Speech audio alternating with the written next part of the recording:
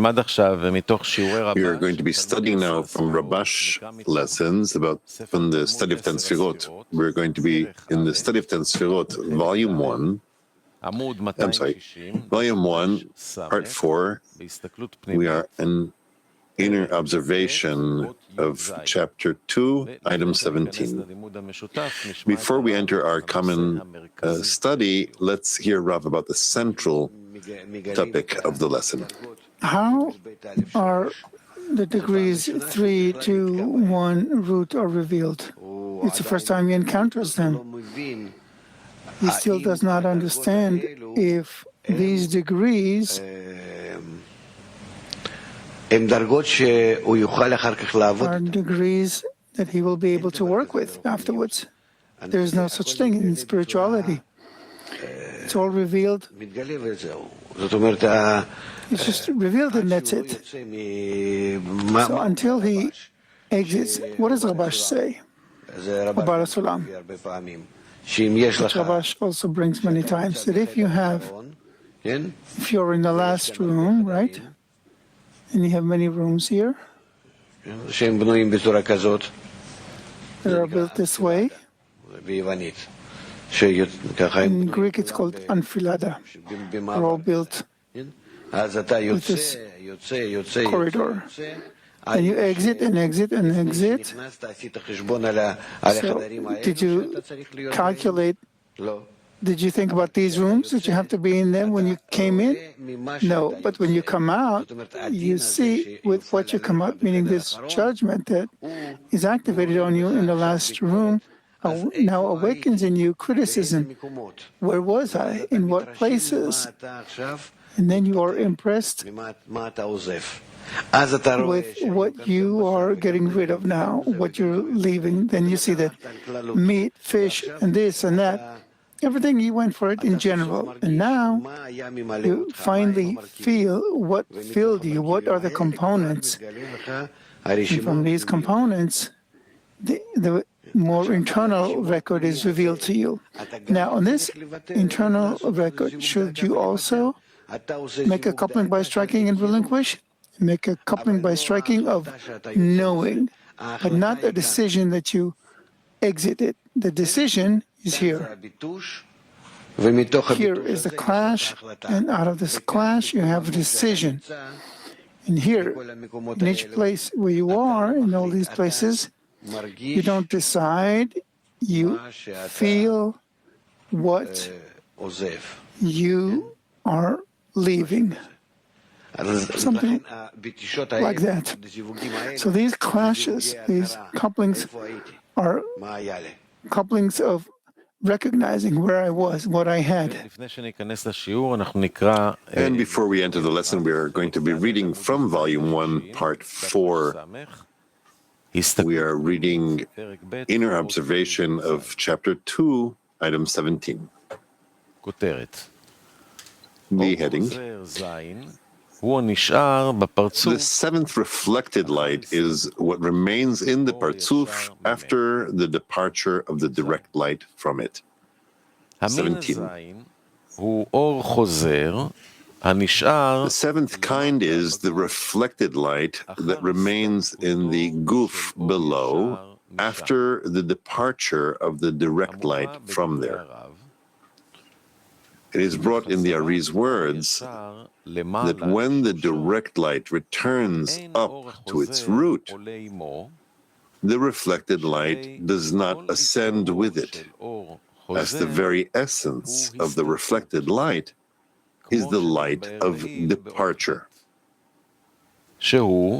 It has been explained above in Item 8 that it comes from the withdrawal of Phase 4, which does not receive the light because of the force of the restriction and the screen that rides over her, regarded by its origin as coarseness and judgment. But when it becomes a vessel that draws and clothes the upper light, the coarseness and judgment are inverted to complete refinement and mercy until it is no longer regarded as lowly and dark compared to the upper light that is clothed in it. However, during the departure, when the upper light expands from it and rises to its root, its importance expires, and nothing more than its own essence remains of it, meaning coarseness, restriction, and judgment.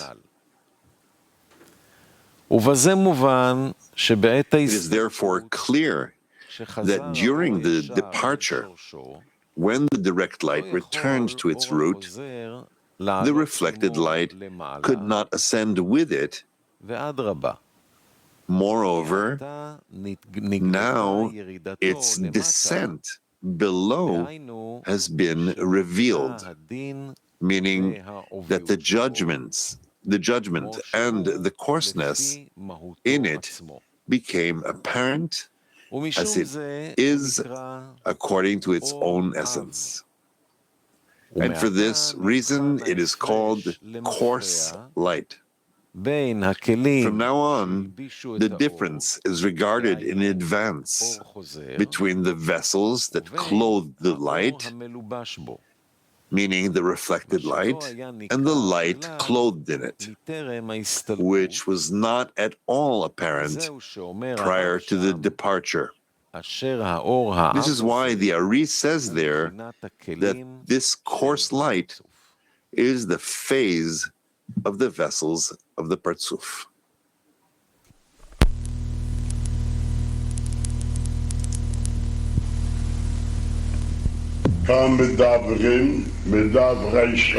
Here we're speaking of item 17. Wants to explain to us why initially the Ari said direct light and reflected light mixed with one another. No distinction is apparent between the reflected light and the direct light. Although the direct light is abundance that comes from above.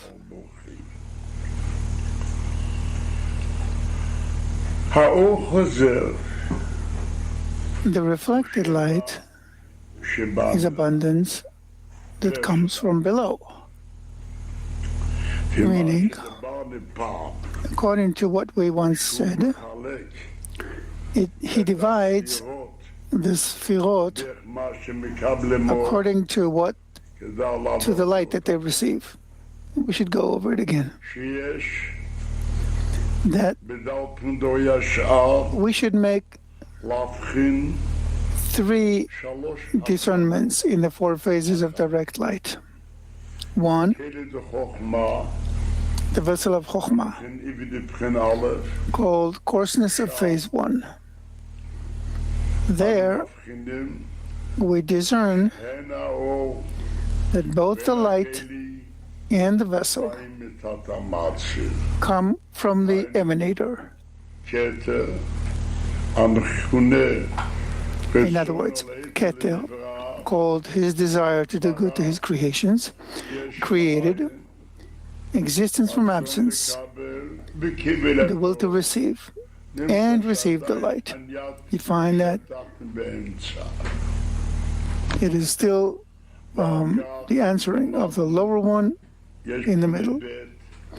Afterwards, we learn that there is phase 2, called Bina, where we learn that at its end, Chokhmah, once she received the light, she feels that she's receiving. And the emanator, the giver, and there's a nature that the branch wants to be similar to its root. Therefore, it wants equivalence of form, doesn't want to receive. By this, abundance comes to it, called light of Chasadim, according to the vessel. Since the vessel wants equivalence of form, it's called Chesed. And through this adhesion comes light that is called light of Chasadim. So he defines it as Bina, the vessel, the awakening, comes from the lower one, but the abundance comes from the upper one. Now there's a third discernment, Malchut, whose abundance comes to her, and she doesn't want to receive it because of the restriction. Since the screen withdraws from receiving, by this withdrawal, reflected light is born to it. You find that Malchut, both the vessel and the screen, the overcoming, and the reflected light, the abundance, they all come from below. Nevertheless, he says, there is no distinction between the direct light, the light of the abundance, and the reflected light that comes from the withdrawal, and from the rejection, from the rejected light, which is a result of both of them. Why? Because both perform the same operation in the degree. If there were no reflected light, the light would not shine. So both are important. But when the abundance departs, we say the reflected light does not depart. Why? Because the reflected light comes from below, not from above. Well, according to what he says, it's easy to understand. The abundance that comes from above goes up again to its origin. And the reflected light, since it comes from below, from the withdrawal, it remains below. Now that the light departs, its inferiority is discerned, its drawbacks. Now we should think, what does it mean that the reflected light remains? If we say that the strength in order to bestow remains, why did the light depart? So what should we say? What does it mean, reflected light? The power to overcome, which previously lowered, and the inferiority in it, the deficiency, the drawbacks in it was not apparent. Now that the light departed, its lowliness, its inferiority is actually evident. Now he doesn't have reflected light. If he had reflected light, the light wouldn't depart. So what does it mean that the reflected light remains? It's a completely different phase. Previously, he could overcome and wanted to bestow, wanted to receive in order to bestow. Now that the screen has been refined, he lost the power of bestowal. That's why there is a drawback, there is inferiority.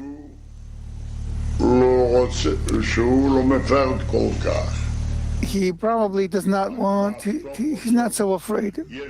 But what? In the end, does he have reflected light or does he not have reflected light? No, he doesn't. So we can say this: the power to overcome of one who carries, for example, a person, he is said to be old already. You remember when you were young, you'd go here and here and here, and you would make money. Yes, true. But I don't have the strength anymore. It turns out that now, in his old age, what is he lagging? The abundance that he doesn't want, or the strength he cannot exert anymore. The force he had then, the state was now, I see, that he can receive the main strength through the forces I can receive. I can benefit, I can gain.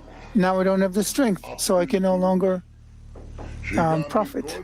So what's apparent here? The inferiority. Previously, his labor in order to get the money was only a means, not the essence. Even when it was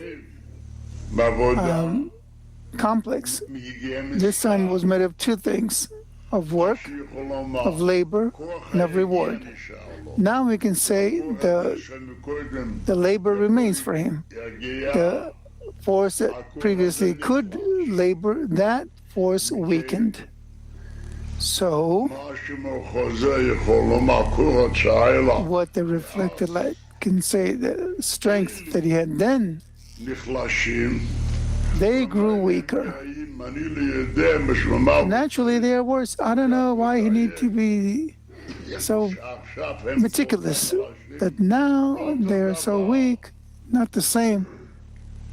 What does it mean, not the same? Now he cannot aim in order to bestow. He's only left with the power to overcome, without the overcoming. We can also interpret here, as he says, all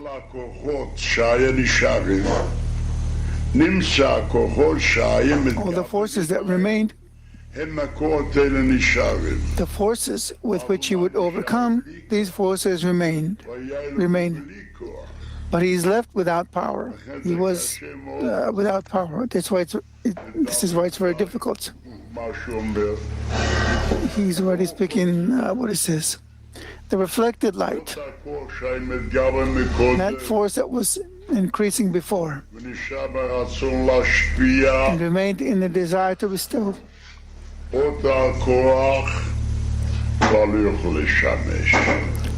That power he can no longer work with. He can no longer bestow. Now, the question is, what does it mean that he does not rise up? What's there to raise up? I'm asking. He tells him he goes up since he's coarseness.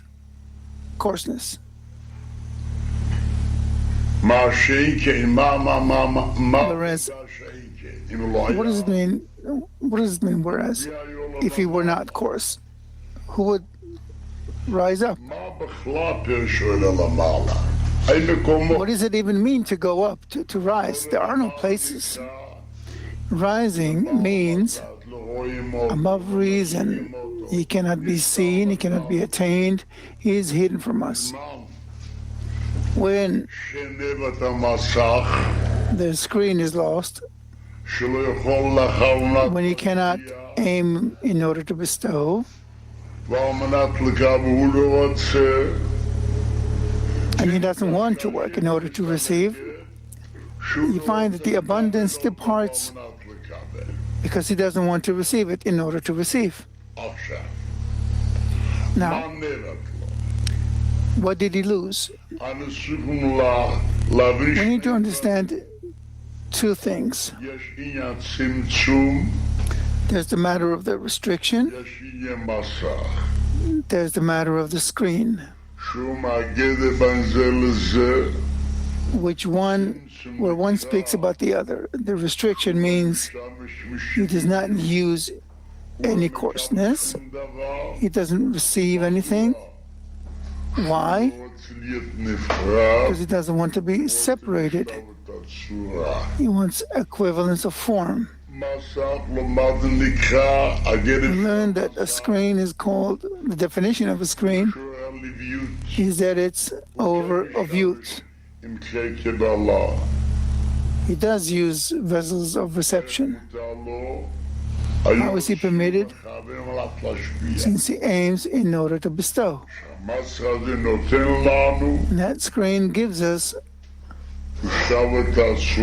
equivalence of form, the intention to bestow. Then he can receive. Now, when we learn about the screen being refined, in what does he remain? In restriction. He does not want to receive. If so, he would want to receive. There needed to be a shattering, just like in the world of Nikudim. If so, the screen was refined. He cannot receive in order to bestow. But in order to receive, he doesn't want. That's called restriction. No. I can speak from the restriction that he remains below. The restriction rises above. What does it mean that it rises above? To who will he rise to? The restriction is with the lower one. To rise above for that the restriction to depart, meaning that he will receive in order to receive? That is impossible. But what do they say? What's the whole question in this? What is the meaning that the reflected light does not rise above and remains below? I can, again, look at 17. Look again at 17. The seventh kind is the reflected light that remains in the goof below after the departure of the direct light from there. From this it means that before he had the intention in order to bestow, which is called reflected light. And he would clothe the direct light. Now, he cannot draw the reflected light or extend it. Hence, the direct light departs, we must say. If so, there's only a question from the past and what was. The light that was departed, even from what it was. The reflected light from what was does remain in him. But in the future, he cannot use it. If I'll speak from reflected light, from direct light, what was the past? They say, the direct light departs upwards, and the reflected light remains below. Meaning, it's impossible to say that the reflected light will rise above. Why? It's the force of the lower one. What does it mean that it will rise above? They say, each goes to his root. Hence it's called direct light rising upwards. What does it mean abovewards? We see it. It's concealed. And this reflected light of what was did not rise up. Why? It is an offspring of the lower one. If so, what does he say? Because he explains it. When the direct light returns up to its root, the reflected light does not ascend with it. Why? As the very essence of the reflected light is the light of departure, from not wanting to receive. Why? He wants equivalence of form. He wants to bestow. From that he has reflected light. It comes from the withdrawal of phase 4, which does not receive the light because of the force of the restriction and the screen that rides over her, regarded by its origin as coarseness and judgment.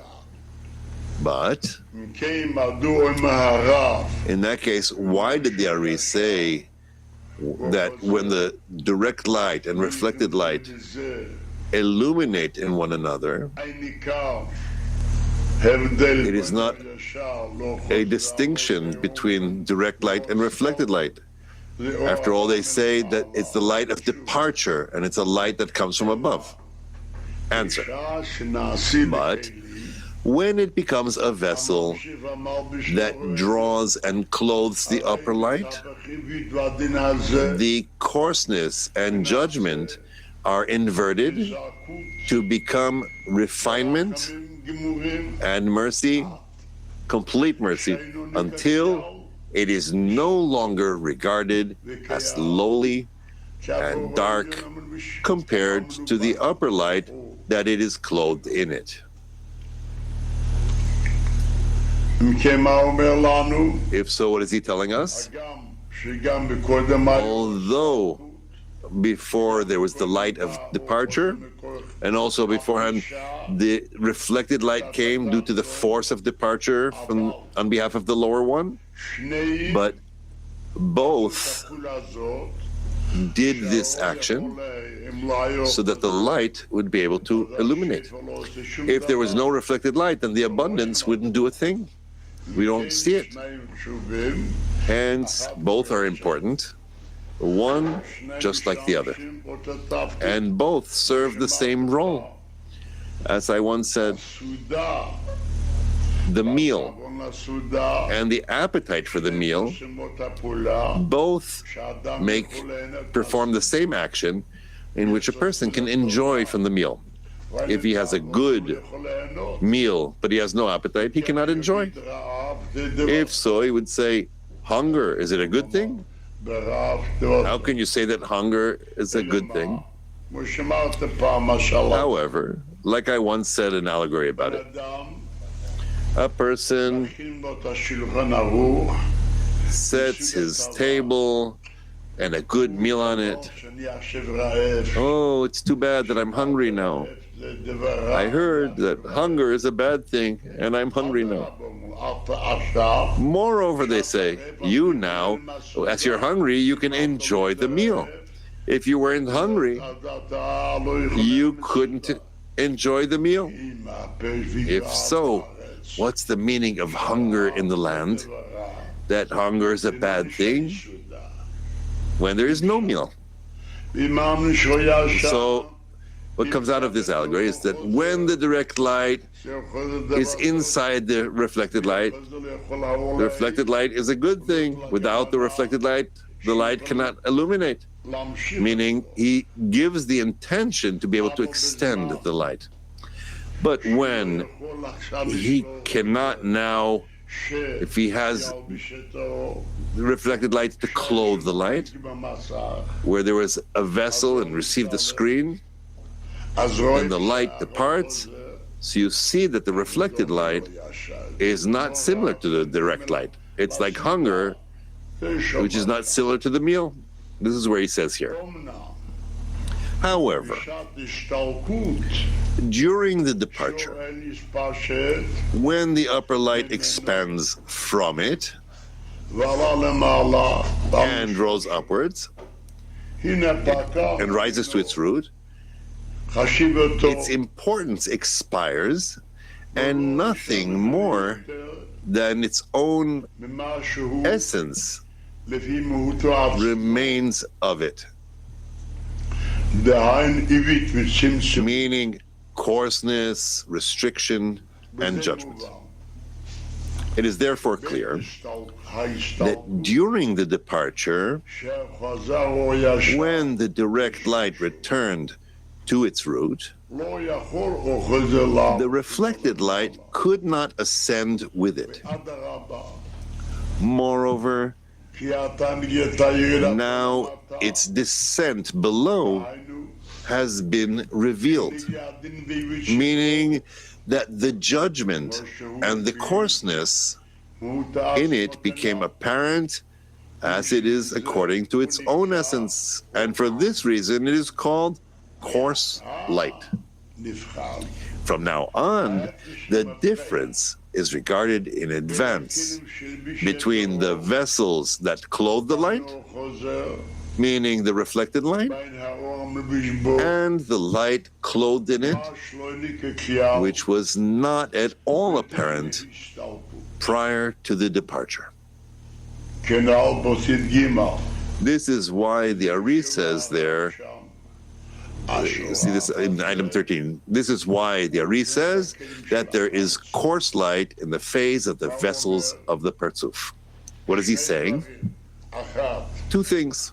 One, that it's considered in advance that when the direct light was clothed in the reflected light, then this reflected light is considered a fault or a deficiency, a matter of departure, and the departure of the light as far as the light is concerned. And also now we see that he has nothing. If so, what did he explain to us? What is the meaning that the direct light departs and the reflected light remains? As this is the seventh discernment, and there's none like it. Or he doesn't have, how do we say, which is a different matter than that which we talked about, the previous six discernments. It is written, everything is in the hand of above, except for the fear of heaven. The Baal HaSulam asked, after all, we learn that he himself does and will do all the deeds. Why except for the fear of heaven? It turns out that he does everything, he does this too. So he said it this way.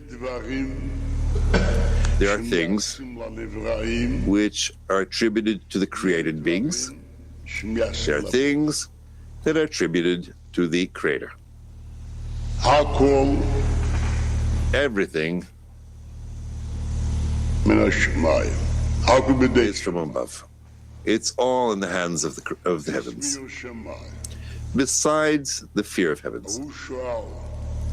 So he asked, why is it written besides the fear of heaven? So he said that we need to know what is the fear of heaven, and then we can ask why.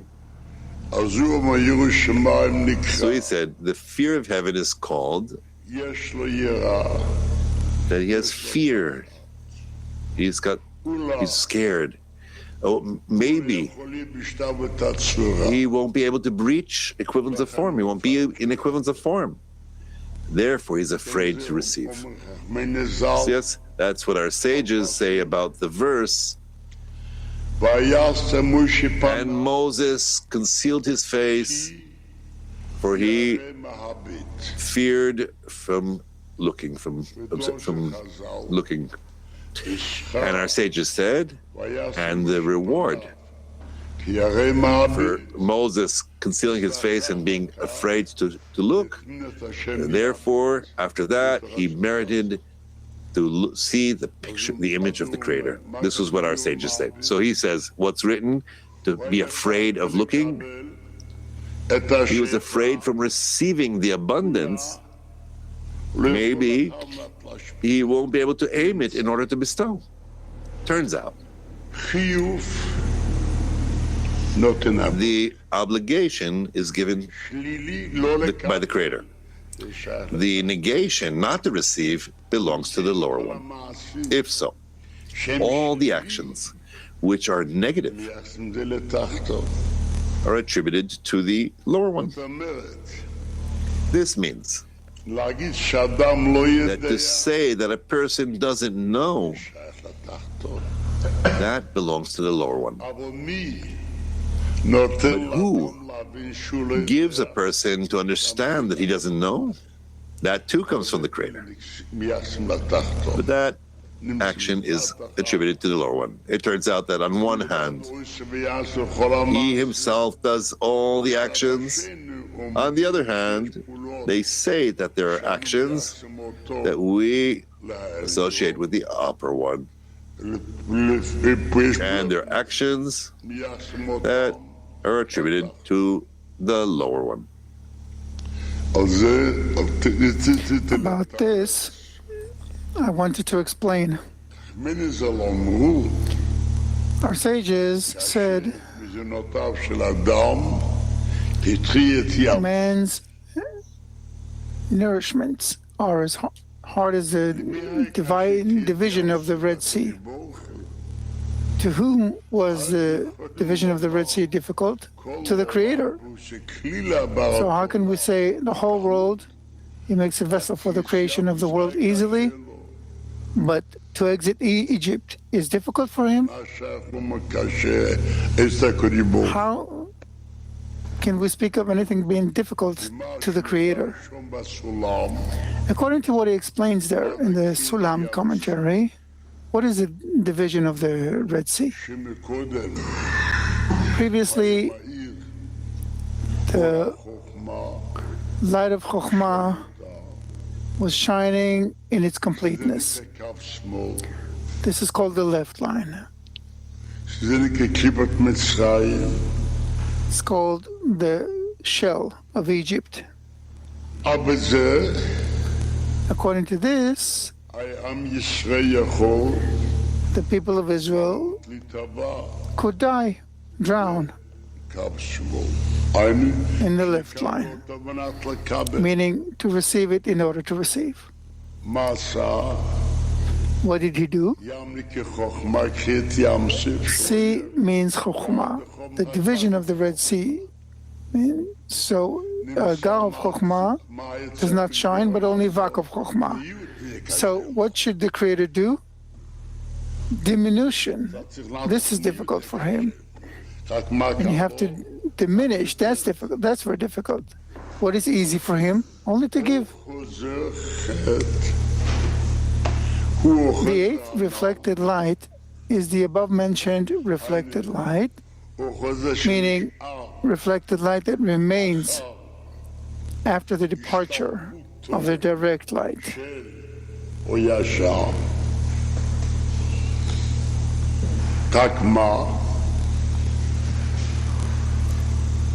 But what? From the perspective of its reception of additional coarseness to its own coarseness, as the Ari says. He says this: it is so because besides the coarseness that appeared in it from what it is according to its own essence, which comes from the light of departure from phase 4, which is called receiving in order to receive, which causes him not to receive, to want equivalence of form, the impression of a new judgment that it acquired by the current departure, meaning which left it in the dark, has been added to it. Because of this, it is in double coarseness in advance, because it comes from the lower one, from the withdrawal of the lower one.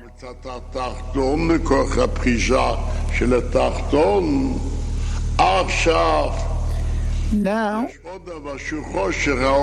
there is another thing, which is darkness. He doesn't have light that shine within this reflected light. This is why we make two discernments in the same reflected light that remains after the departure of the direct light.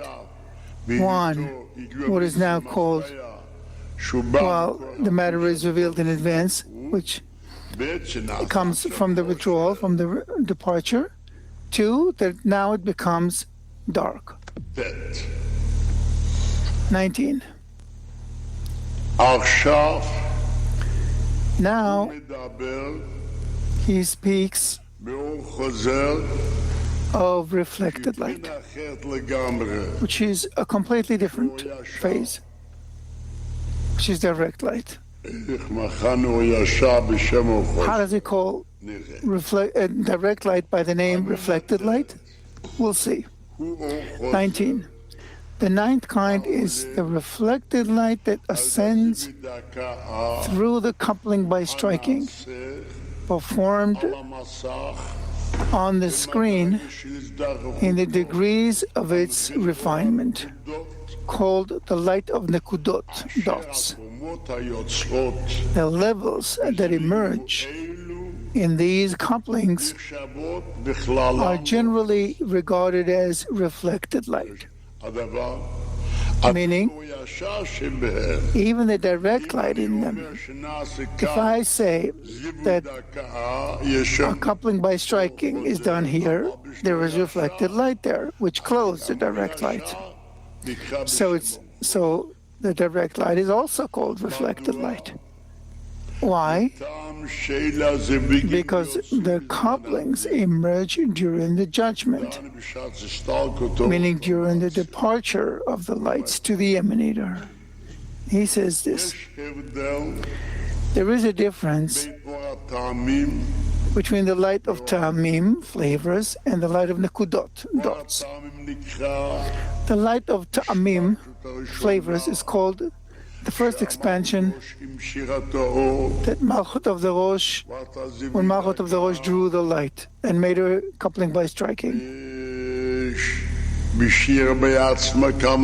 leaving in herself as much as she was permitted to receive and as much as she wasn't. That was in potential and afterwards in action, in practice. She received what she was permitted, did not receive what she was forbidden. What she was permitted, she received inside the degree. When the light comes into the vessels, this is also called inner light. And the rest, which she could not receive in order to bestow, the light remains outside as surrounding. Afterwards, we learned there was a clash of the inner and surrounding. The surrounding light refines the screen. She can no longer receive in order to bestow, but only in order to receive. And this she does not want. So the light departs. Except what? Since each light consists of 4 phases, therefore, when phase 4 is refined, phases 3 and 2 still remain in it. Therefore, afterwards there was phase 3, and 3 departed 2, and then there was phase 2. So the Ari says this: the first expansion is called ta'amim. They are direct light melachamim, since the light comes down below. Whereas now the lights that come during the return of the lights to their emanator, therefore they are discerned as reflected light in judgment. Thus, whom do we call reflected light? The direct light itself. This is called the 9th kind of reflected light. 9th, yes. So now we need to start item 20. The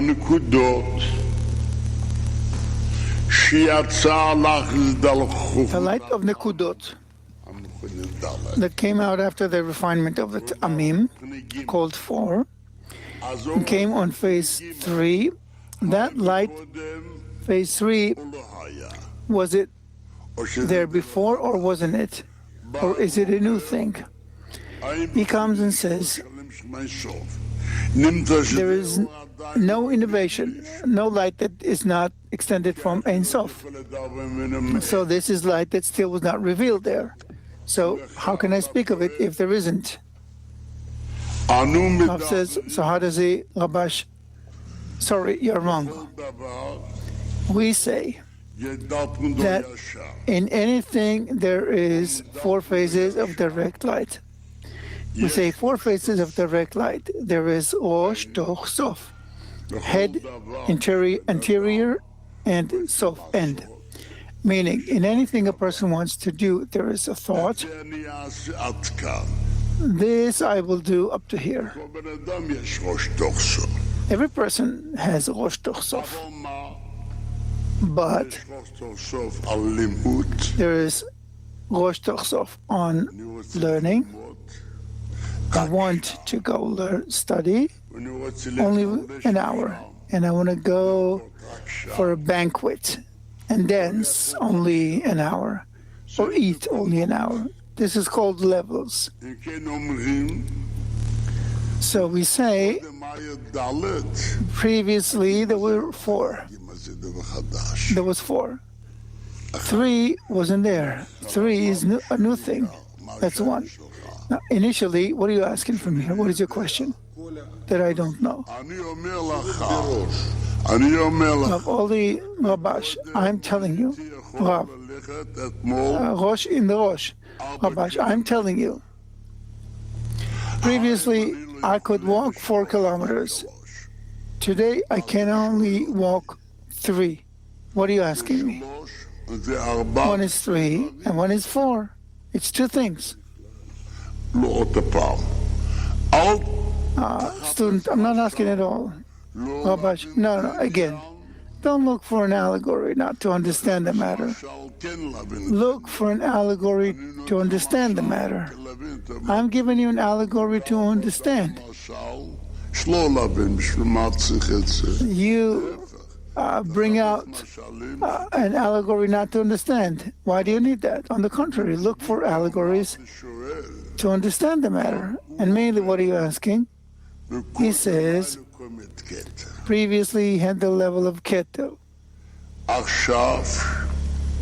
Now he draws phase 3. Where does phase 3 come from? From that surrounding that he doesn't want to receive, that he rejects, he rejected. A part of it is revealed. Part of what? Of the surrounding light, not residue from the inner light. If it remained as a residue of the inner light, it would have been revealed, the root. I don't know what is root. Root confuses a person. We should use words that will give you understanding, not confusion. So in the meantime, we finished 19. We should start item 20. Item 60. Item 6. What did we say here?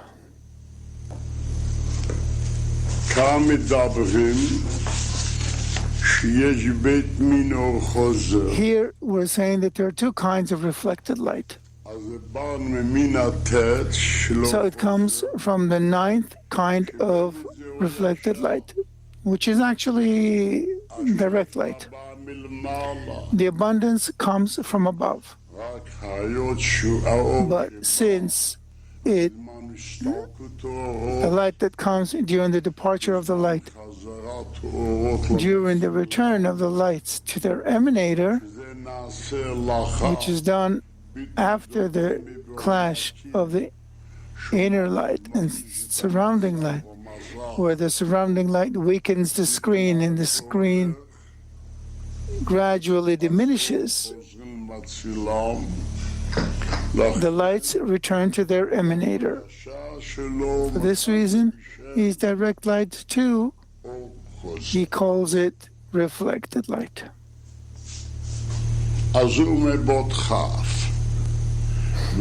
So in item 20, he says, we might ask, but there is expansion of direct light from above downward into the goof in each and every level. And it is known that all that is extended from above downward is mercy.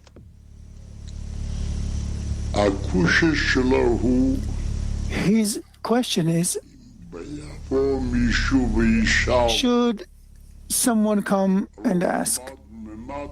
But we learn that from below upwards is called reflected light. The lower one is called below, gives back to the upper one, who's called of higher importance. But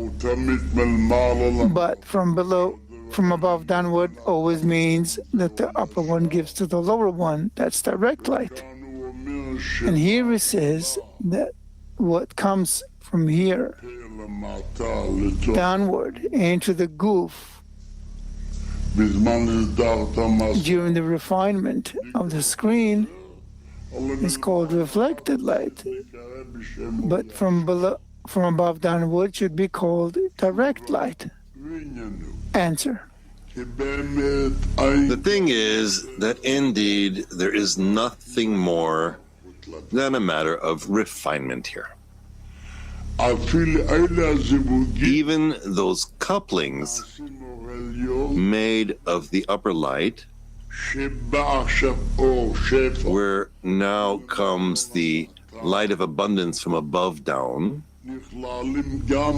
are also included in the departure of the lights. Why? After all, we say that now the lights are coming, so why do we call it by the name of departure of lights? He explains, as this is the conduct of refinement,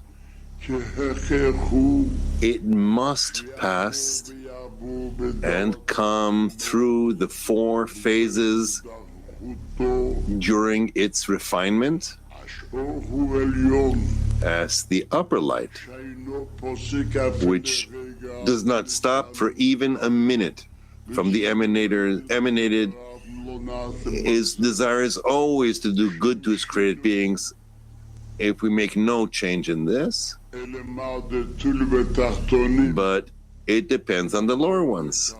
If they can receive, then he says, as the upper light, which does not stop for even a minute, makes a coupling with it on its way, as long as he has a screen and some vessels of bestowal.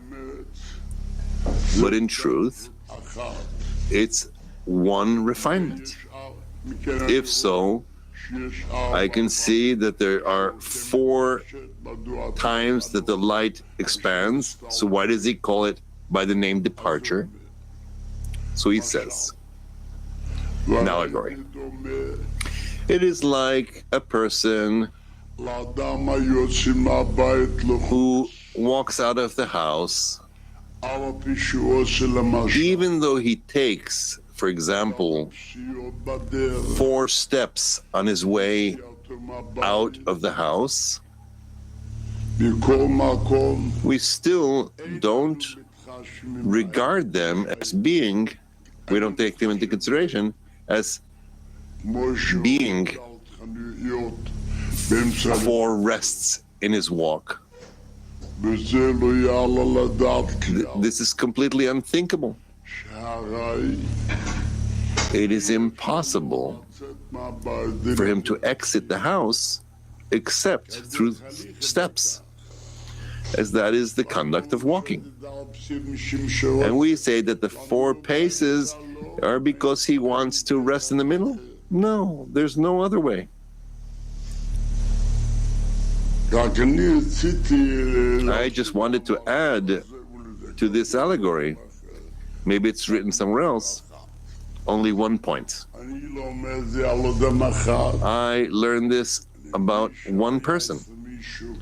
So I'm saying one who was in someone's 4th room, and he says, hey, go outside. So this person comes from the 4th room to the 3rd. And so the host needs to say to him, oh, you're going to come out of the 3rd also? You can't go out until he comes out of 3, 2, and 1. It's the same here. The surrounding says, cancel the screen. Cancel the screen, since the screen is included of 4 phases. It's called one refinement. I don't need to do it every time. So what comes out of it? That if he comes and needs to tell him, listen, do it from here also, then I can say for the timing that that's direct light. The next light from above, and it's called direct light and mercy. And this that comes here is necessarily due to the first exit. It turns out that even though he comes to the third room, it's also considered that he's departing. Since he's coming to here, not because he would receive the light, only that he needs to go outside. Whereas the matter of ta'amim, where the light comes there, the light comes to illuminate below to the lower ones, not to depart. Hence, that is called direct light, the light of mercy. Whereas all those lights that are called nikudot, they come for the sake of departure. That's why the Ari calls them by the name reflected light in judgment, even though it's direct light and mercy.